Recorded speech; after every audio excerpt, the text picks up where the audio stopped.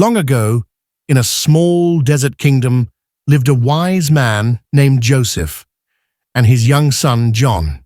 One bright morning, they set out for the great marketplace with their humble donkey walking beside them. As they walked, a group of villagers gathered by the roadside whispered loudly, "Look at that foolish man. He has a donkey, yet he lets his boy walk all the way to the market. What kind of father is this?" Joseph paused. He looked at his son, who was quietly trudging along.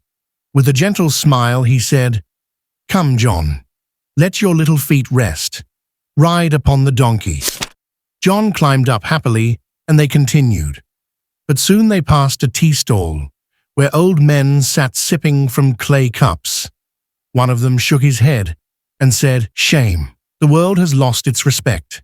A young boy rides while his weary father walks behind. What times have come?" Joseph spoke softly. "John, come down. Today your father will ride." So John walked, and Joseph sat upon the donkey. Not long after, another traveler mocked, "Ha! What a selfish man.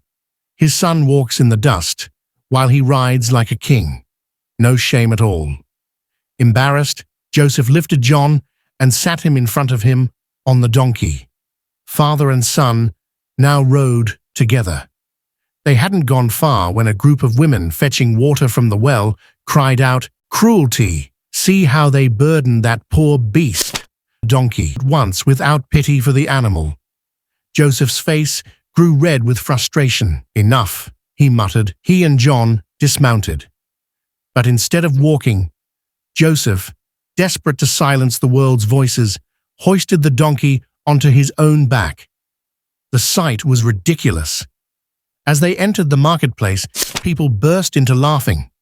"Look, a man carrying a donkey. What madness!" Children pointed, merchants laughed, and even John lowered his head in shame.